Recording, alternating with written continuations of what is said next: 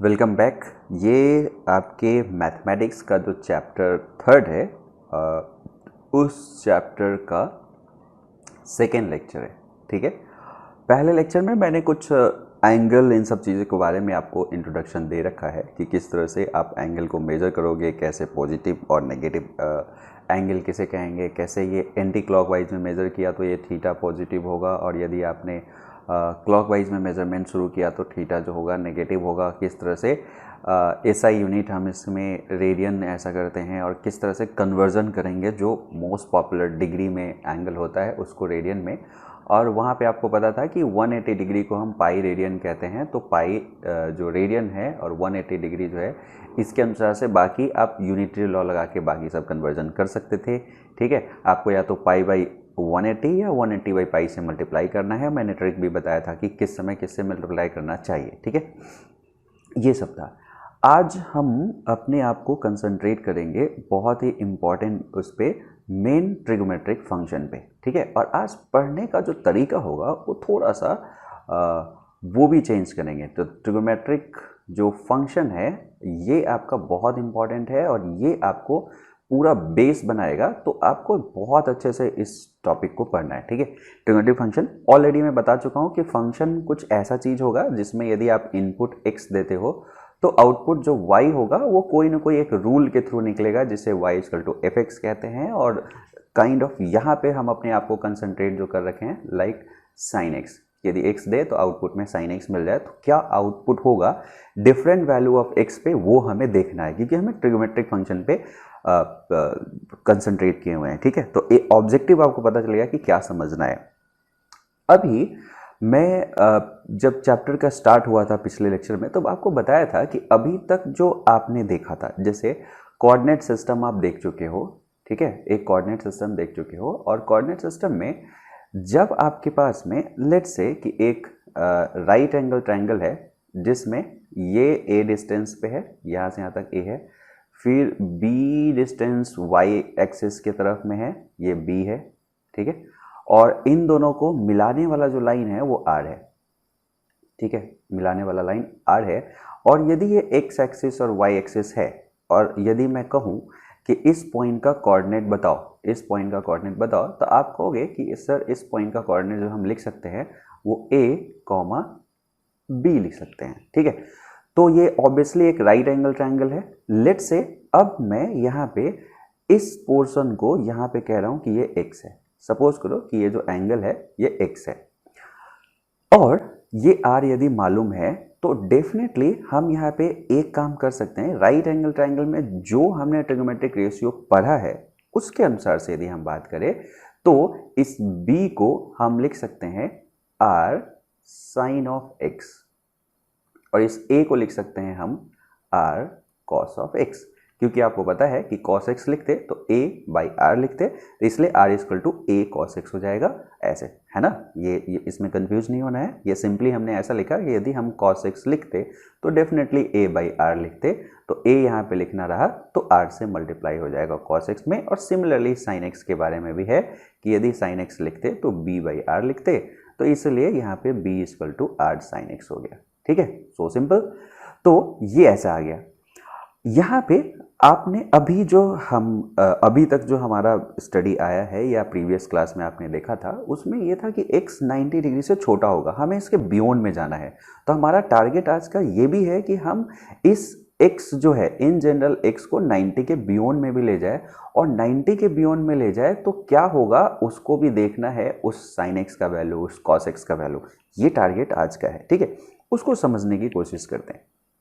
तो एक चीज़ बताओ, तो a और b जो हमने यहाँ पे लिखा इसको इक्विवेलेंटली हम चाहे तो ऐसे लिख सकते हैं कि a is nothing but r cos x and b is nothing but r sin x।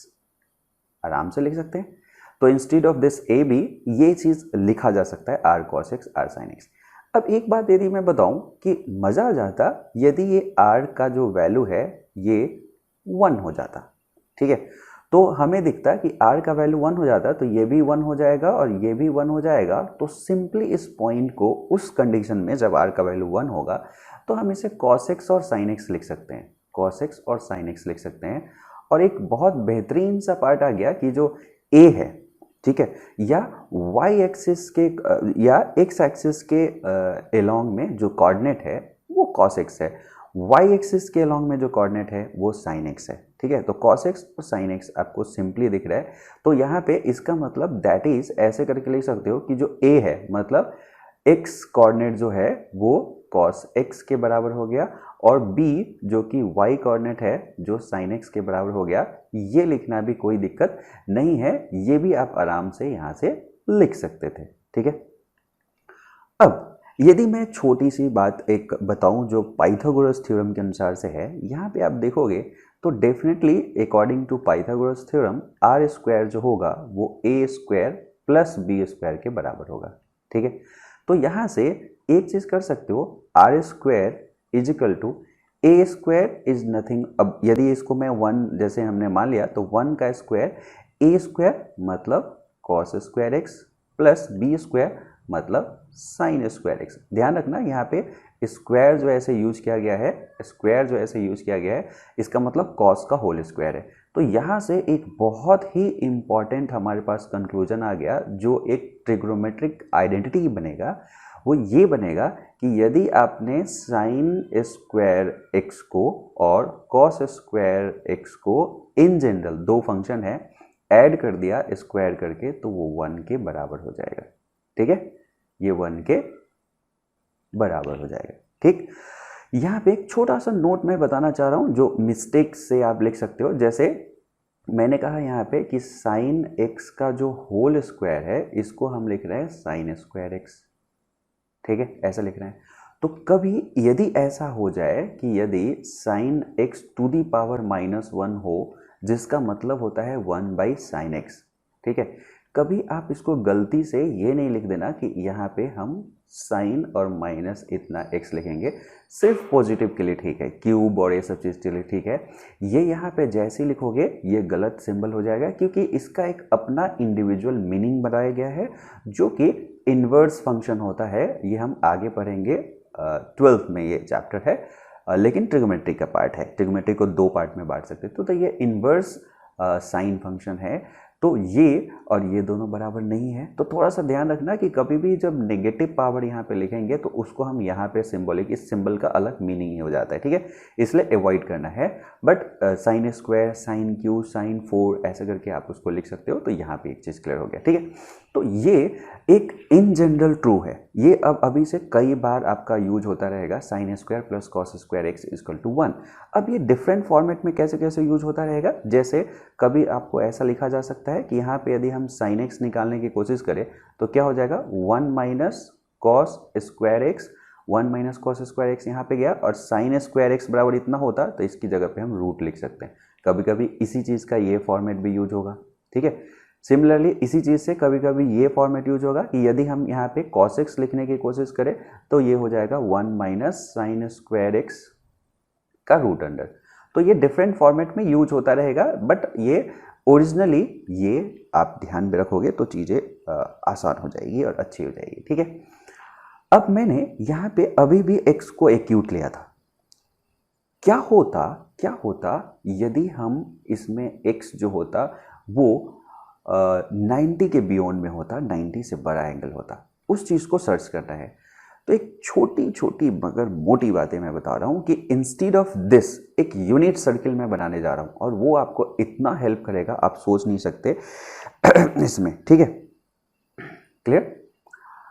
तो एक हम अच्छा उससे पहले, उस यूनिट सर्किल से जाने से पहले एक चीज़ और मैं आपको ये बताना चाह रहा हूँ। जैसे यहाँ पे आपने एक आइडेंटिटी ड्रॉ कर लिया है जिसका बहुत ज़्यादा यूज है, उसी तरह से यदि यहाँ पे एक जनरल तरीके से एक और चीज़ यदि मैं ड्रॉ करने की कोशिश करूँ, ठीक है, इसी पोर्शन से, जैसे आपने डिराइव करके ये लिखा, डिराइव करके ये लिखा, तो इसी से हमने डिराइव करके ये सब चीज़ लिखा है। एक और रिलेशन इसी से ड्राइव करके हम लिख रहे हैं जो बहुत इंपॉर्टेंट तरीके से यूज होता है। यदि मैं सपोज करो कि आपको यहाँ पे जो sine square x plus cos square x is equal to 1 दिया गया था, यदि मैं दोनों तरफ डिवाइड कर दूं कॉस स्क्वायर एक्स से, यदि मैं दोनों तरफ डिवाइड कर दूं कॉस स्क्वायर एक्स से, ठीक है।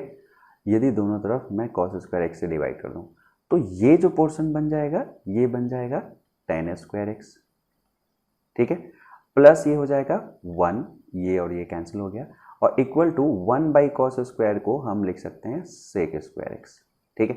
तो यहाँ पे एक और मोस्ट फ्रिक्वेंट यूज होने वाला आइडेंटिटी आ गया कि यदि हमारे पास में tan स्क्वायर एक्स प्लस 1 है तो वो sec स्क्वायर एक्स के बराबर हो जाएगा। इसी का दूसरा फॉर्मेट भी यूज हो सकता है, इसलिए हमें बेस को याद रखना। जैसे ये आपका स्टार आइडेंटिटी हो गया जिससे हर चीज़ ये यहाँ पे आया है, और यही मैं कहा था कि आज पढ़ने लिखने का है कि हम तरीका भी निकालेंगे। हम चूंकि ट्रिग्नोमेट्रिक में बहुत सारे रिलेशन है तो आप हर चीज़ को याद करने की कोशिश करोगे तो बहुत डिफिकल्ट हो जाएगा। तो क्विकली उस आइडेंटिटी तक पहुंचने का आपके पास रास्ता मालूम होना चाहिए। जैसे देखो ये था, यहीं से हमने ये लिखा, यहीं से ये लिखा, यहीं से मैं ये लिखा हूँ, ये चीज़ होना चाहिए। कभी कभी इसी का प्रेजेंटेशन बदल देगा और यहाँ पे लिख देगा जैसे tan square x minus sec square x is equal to 1, जैसे वहाँ पे sine square plus cos square 1 था, tan square minus sec square इतना x 1 बन गया। सिमिलरली जब मैंने आपको कहा था कि दोनों तरफ कॉस स्क्वायर से डिवाइड करो, दोनों तरफ साइन से भी डिवाइड कर सकते हो, तो क्या आएगा? तो देखो यदि हम दोनों को साइन से डिवाइड कर दे, सेम उसमें सेम एक्सप्रेशन में जो हमारा साइन स्क्वायर एक्स था अब प्लस कॉस स्क्वायर एक्स था, sign square x plus cos square x था, यदि उसको हम जो हमारा साइन स्क्वायर एक्स था और कॉस स्क्वायर एक्स जो था इज इक्वल टू 1, यदि मैं यहाँ पे दोनों तरफ डिवाइड कर दूँ, सपोज करो अभी हमने साइन से कॉस से किया था, साइन स्क्वायर एक्स से डिवाइड कर दूँ मैं, साइन स्क्वायर एक्स, और यहाँ पर भी साइन स्क्वायर एक्स से डिवाइड कर दूँ, ठीक है। तो आपको क्या दिखेगा, ये और ये कैंसिल होके ये कॉट हो जाएगा, तो ये 1 plus cot square x is equal to यहाँ पे हो जाएगा कॉसेक स्क्वायर एक्स, ठीक है। एक ये रिलेशन वो कर सकते हैं। तो एक ही चीज़ से आपने देखा कि कितने तरह के रिलेशंस को हम क्या कर सकते हैं, बना सकते हैं।